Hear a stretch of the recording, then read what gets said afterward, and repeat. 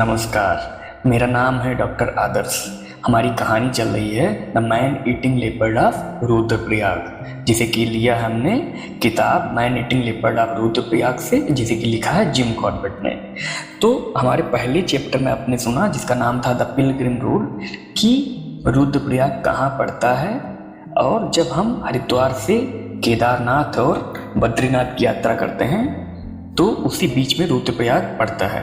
क्योंकि ये पूरी कहानी रुद्रप्रयाग के ही आसपास की है, इसलिए पहले पार्ट में जिम कॉर्बेट ने रुद्रप्रयाग के बारे में पूरा विस्तार से बताया है। अगर आपने नहीं सुना है तो आप सुने, बहुत ही इंटरेस्टिंग कहानी है।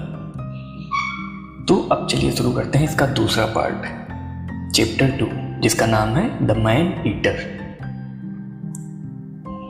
जिम कॉर्बेट आगे बताते हैं कि हिंदी में प्रयाग का मतलब होता है संगम।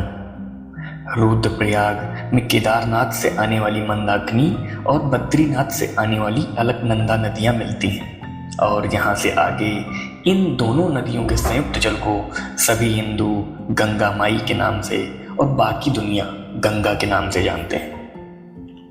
जब कोई जानवर, चाहे वह तेंदुआ हो या बाघ हो, आदमखोर बन जाता है तो उसके पहचान के उद्देश्य से उसे किसी स्थान का नाम दे दिया जाता है। यह नाम इस बात का अनिवार्य प्रमाण नहीं है कि जानवर ने अपने आदमखोरी के सफ़र की शुरुआत उसी स्थान से की थी या उसके सभी शिकार उसी स्थान पर तक सीमित थे।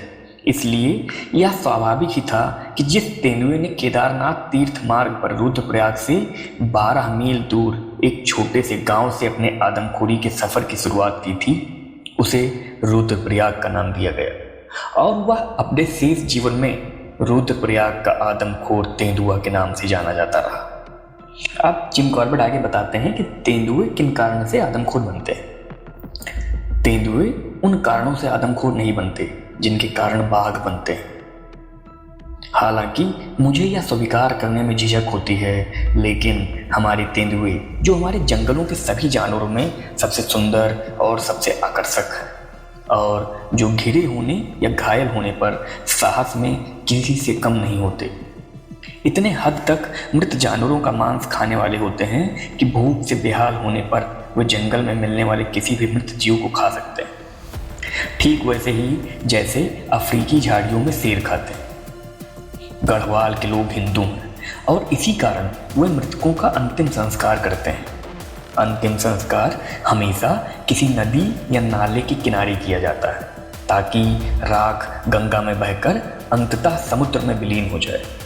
अधिकांश गांव पहाड़ियों पर ऊंचाई पर स्थित हैं, जबकि कई नदियां या नाले उससे काफ़ी दूर हैं। घाटियों में मीलों दूर स्थित इलाकों में अंतिम संस्कार एक छोटे समुदाय की श्रम शक्ति पर काफ़ी बोझ डालता है, क्योंकि 100 ले जाने वाले दल के अलावा दाह संस्कार के लिए आवश्यक ईंधन इकट्ठा करने और लाने के लिए भी श्रम की आवश्यकता होती है। सामान्य परिस्थितियों में ये अनुष्ठान बहुत प्रभावी ढंग से संपन्न होते हैं, लेकिन जब पहाड़ियों में महामारी के रूप में कोई बीमारी फैलती है और निवासी इतनी तेजी से मरने लगते हैं कि उनका अंतिम संस्कार करना संभव नहीं होता, तब गांव में एक बहुत ही सरल अनुष्ठान किया जाता है, जिसमें मृतक के मुंह में जलता हुआ कोयला रखा जाता है और फिर शव को पहाड़ी के किनारे तक ले जाकर नीचे घाटी में विसर्जित कर दिया जाता है। एक तेंदुआ जब ऐसे क्षेत्र में रहता है जहां उसका प्राकृतिक भोजन दुर्लभ होता है, तो वह इन शवों को देखकर उसे बहुत जल्द मानव मांस का स्वाद लग जाता है। जब बीमारी शांत हो जाती है और सामान्य स्थिति बहाल हो जाती है, तो स्वाभाविक रूप से जब उसे पता चलता है कि उसका भोजन बंद हो गया है, तो वह मनुष्यों को मारना शुरू कर देता है। 1918 में देश भर में फैली महामारी इन्फ्लुएंजा की लहर में, जिसने भारत में 10 लाख से अधिक लोगों की जान ले ली, गढ़वाल बुरी तरह प्रभावित हुआ, और इसी महामारी के अंत में गढ़वाल का आदमखोर तेंदुआ सामने आया। रुद्रप्रयाग के आदमखोर तेंदुए द्वारा किए गए पहले मानव वध का रिकॉर्ड 9 जून 1918 को बैंजी गांव में मिलता है, और उसके द्वारा किए गए अंतिम वध का रिकॉर्ड 14 अप्रैल 1926 को भैंसवाड़ा गांव में मिलता है। इन दोनों तिथियों के बीच सरकार द्वारा दर्ज मानवोधों की संख्या 125 थी। हालांकि मुझे नहीं लगता कि यह आंकड़ा उस हद तक गलत है जितना उस समय गढ़वाल में कार्यरत सरकारी अधिकारियों और उस क्षेत्र के निवासियों द्वारा दावा किया गया जहां आदमखोर तेंदुआ सक्रिय था। लेकिन मैं यह अवश्य जानता हूं कि यह पूरी तरह सही नहीं है, क्योंकि मेरे द्वारा मौके पर रहते हुए किए गए कुछ वध रिकॉर्ड में दर्ज ही नहीं हुए। आदमखोर को उसकी वास्तविक हत्याओं से कम का श्रेय देते हुए मेरा इरादा गढ़वाल के लोगों द्वारा 8 लंबे वर्षों तक झेली गई पीड़ा को किसी भी तरह से कम आंकना नहीं है, ना ही मैं ऐसा करना चाहता हूं। मैं किसी भी तरह से उस जानवर की प्रतिष्ठा को कम नहीं करना चाहता जिसे गढ़वाल के लोग अब तक का सबसे प्रसिद्ध आदमखोर तेंदुआ होने का दावा करते हैं। हालांकि मानव हत्याओं की संख्या चाहे जो भी हो, गढ़वाल यह दावा कर सकता है कि यह तेंदुआ अब तक का सबसे चर्चित जानवर था, क्योंकि मेरी जानकारी के अनुसार उसका उल्लेख यूनाइटेड किंगडम, अमेरिका, कनाडा, दक्षिण Africa, Kenya, Malaya, Hong Kong, Australia, New Zealand के प्रेस में और भारत के अधिकांश दैनिक और साप्ताहिक समाचार पत्रों में किया गया था। अखबारों में प्रसारित इन प्रचार के अलावा आदमखोर बाघ की कहानियां भारत के हर हिस्से में उन 60,000 तीर्थयात्रियों द्वारा फैलाई गई थी जो प्रतिवर्ष केदारनाथ और बद्रीनाथ के तीर्थ स्थलों पर दर्शन के लिए आते हैं। आदमखोर जानवरों द्वारा मारे गए मनुष्यों के सभी मामलों में सरकार द्वारा निर्धारित प्रक्रिया यह है कि मृतक के रिश्तेदार या मित्र घटना के तुरंत बाद पटवारी के पास रिपोर्ट दर्ज कराएं। पटवारी मीन्स लेखपाल। रिपोर्ट प्राप्त होने पर पटवारी घटना स्थल पर जाते हैं और यदि पीड़ित का शव नहीं मिलता तो वे एक खोज दल का गठन करते हैं, जिसकी सहायता से वे शव को खोजने का प्रयास करते हैं।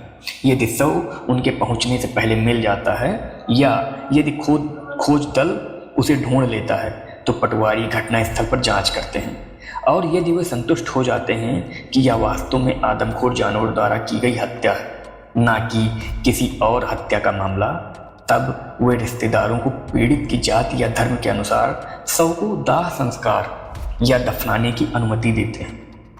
इस घटना को उस क्षेत्र में सक्रिय आदमखोर जानवर के नाम पर रजिस्टर में दर्ज किया जाता है और घटना की पूरी रिपोर्ट जिले के प्रशासनिक प्रमुख उपायुक्त को सौंपी जाती है, जो एक रजिस्टर भी रखते हैं जिसमें आदमखोर जानवरों द्वारा की गई सभी हत्याओं का रिकॉर्ड होता है। हालांकि यदि शव या उसका कोई भाग ना मिले, जैसा कि कभी कभी होता है, क्योंकि आदमखोरों को अपने शिकार को लंबी दूरी तक ले जाने की एक परेशान करने वाली आदत होती है, तो मामले को आगे की जांच के लिए रोक दिया जाता है और आदमखोर को हत्या का श्रेय नहीं दिया जाता। फिर जब लोग किसी आदमखोर द्वारा बुरी तरह घायल हो जाते हैं और कुछ समय जीवित रहने के बाद मर जाते हैं तो उसे नरभक्षी जानवर द्वारा मारे जाने का श्रेय नहीं दिया जाता। इस प्रकार यह देखा गया है कि यद्यपि आदमखोरों द्वारा की गई हत्याओं को दर्ज करने के लिए अपनाई गई प्रणाली यथासंभव अच्छी है, फिर भी यह संभव है कि इनमें से कोई एक असामान्य जानवर अंततः दर्ज की गई मानव हत्याओं की तुलना में अधिक मानव हत्याओं के लिए जिम्मेदार है, खासकर जब उसका अभियान कई वर्षों तक चलता रहा है। तो ये थी चैप्टर 2 की कहानी, जिसका नाम था द मैन ईटर मीन्स आदमखोर। तो मिलते हैं नेक्स्ट चैप्टर के साथ, तब तक के लिए धन्यवाद। जुड़े रहें आप हमारे चैनल से और ज़्यादा से ज़्यादा लाइक करें, शेयर करें और सब्सक्राइब करें। Thank you.